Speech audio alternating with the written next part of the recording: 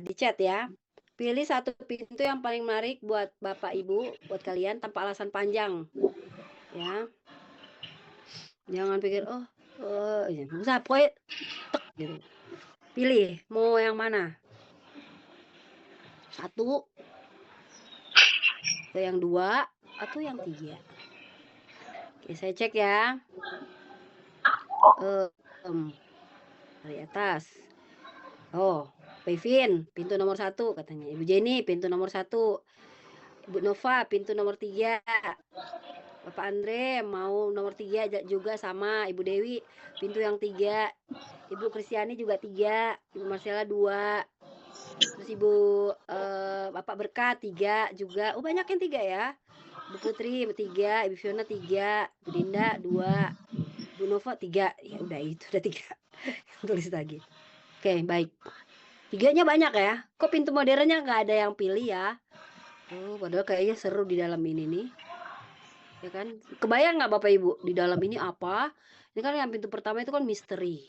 Ya, kayaknya sesuatu yang misteri ada di dalam. Yang modern nih, pintu modern. Wah, kayaknya teknologi tinggi di sini nih.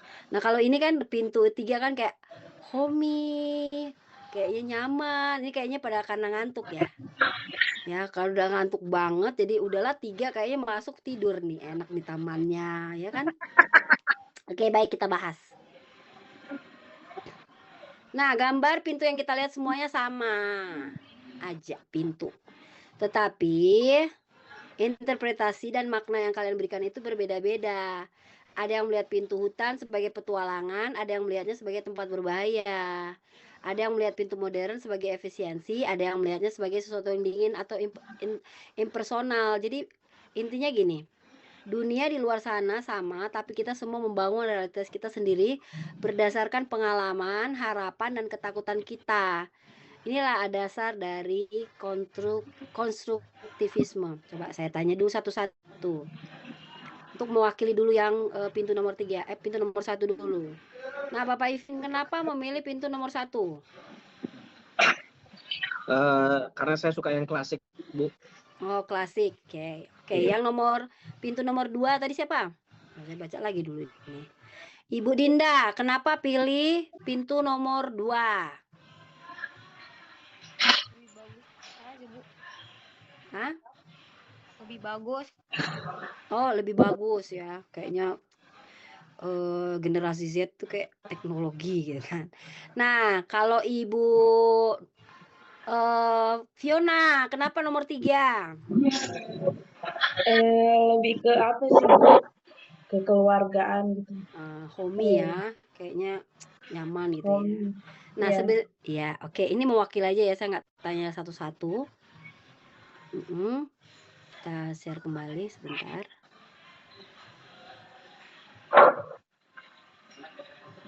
Artinya dunia luar sana sama, tapi kita itu sedang membangun realitas kita sendiri berdasarkan pengalaman. Jadi kayaknya kalau model rumah pintu kayak gitu kayak nyaman karena kita punya pengalaman itu. Bahwa rumah itu tempat nyaman, ada mama, papa, ketika kita capek, ketika kita sedih, kita ada di situ gitu. Tapi sebenarnya ada harapan juga dan ada ketakutan gitu. Ada kecemasan walaupun ya nggak banyak ya, tergantung kita dalam diri kita ini suka, maksudnya ketakutan itu bukan sesuatu yang harus takut. Kadang-kadang takut itu kadang-kadang mendorong kita untuk melakukan sesuatu kayak pintu misteri tadi. Nah, inilah dasar dari teori konstruktivisme. Oke, sekarang Bapak Ibu chat ya. Perhatikan Bapak Ibu lihat apa. Oke, silakan.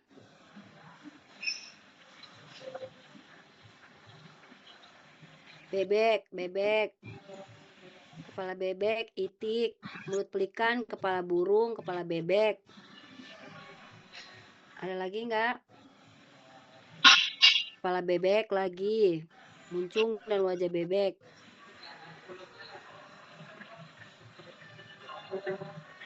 Ada lagi? Kepala burung. Oke.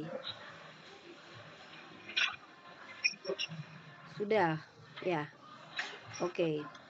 Kelinci. Oh, Nah, beda sendiri nih Bu Jenny, kelinci. Oke, good. Ada lagi?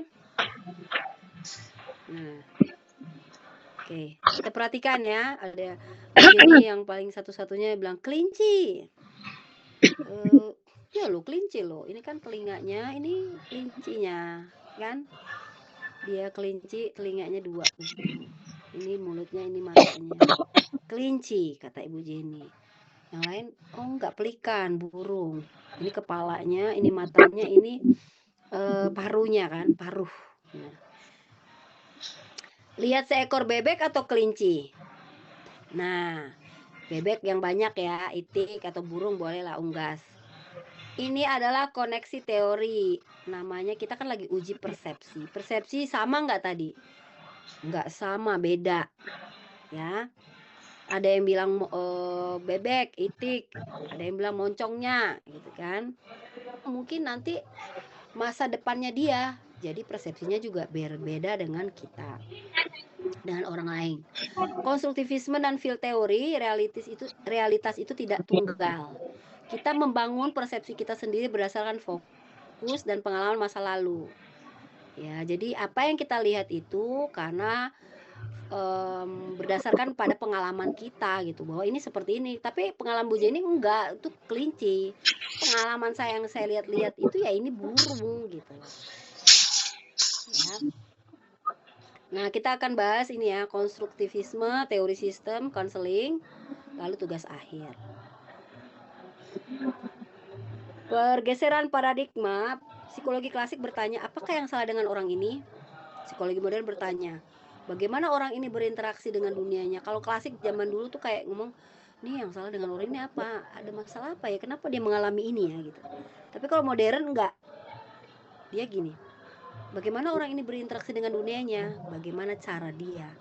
Kita tidak sendirian, manusia bukan pulau. Kita dibentuk oleh interpretasi aktif kita, konstruktivisme. Lalu lingkungan sekitar kita, ekologi. Sistem keluarga kita, family system. Jadi kita itu tidak berdiri sendiri, tidak terjadi seperti ini. Saya jadi kayak gini dipengaruhi dengan banyak hal. Konstruktivisme saya, lingkungan sekitar saya dari saya kecil sampai sekarang. Lalu sistem keluarga ini mempengaruhi. Oh, saya papa mamanya nggak ada, Bu. Loh, keluarga itu bukan dari keluarga inti saja ya, keluarga luar juga, keluarga yang dulu teman jadinya keluarga gitu ya, lingkungan kita itu juga yang kita anggap keluarga gitu. Jadi orang terdekat dengan kita di circle itu juga disebut dengan family system ya, walaupun tidak terikatan darah ya. Di dalam gereja pun kita disebut keluarga ya. Nah, teori modern dalam psikologi, teori modern adalah pendekatan psikologi yang berkembang setelah era psikoanalisis ya dari Bapak Freud ya, dan behaviorisme. Fokusnya pada pemahaman manusia secara lebih ilmiah, holistik dan kompleks. Ciri utamanya apa? Menggunakan riset empiris, data ilmiah dan metode objektif, bukan subjek. Menggabungkan aspek biologis, kognitif, emosional, sosial dan budaya. Jadi semua teori gabung menjadi teori modern. Melahirkan teori-teori seperti ada kognitif modern, sosial kognitif, Bandura, humanistik kontemporer, neuropsikologi, dan konstruktivisme. Nah, teori modern melihat manusia sebagai sistem yang dinamis, dipengaruhi oleh pola pikir, perasaan, pengalaman, dan lingkungan yang berubah. Nah, ini ya integrasi dalam psikologi, menggabungkan teori belajar kalau dalam pendidikan, kalau dalam konseling mengkomunikasikan pendekatan humanistik, empati, kognitif pikiran, sosial lingkungan. Kalau dalam psikologi keterapan menyesuaikan berbagai teori. Jadi apa? Membantu kita melihat manusia dari banyak sudut pandang sekaligus mendirikan pemahaman lebih lengkap, fleksibel, dan relevan. Jadi Bapak Ibu kalau punya sudut pandang yang sempit ya, tidak banyak teori, jadi Bapak Ibu nanti melihatnya ya dalam sudut pandang yang kecil.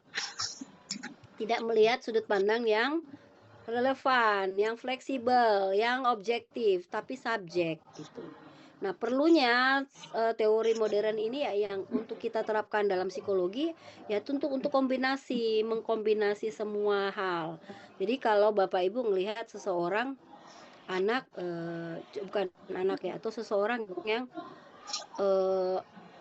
sensitif ya, mungkin dalam rumah atau di dalam kantor gitu. Yang kayak gini nih contoh.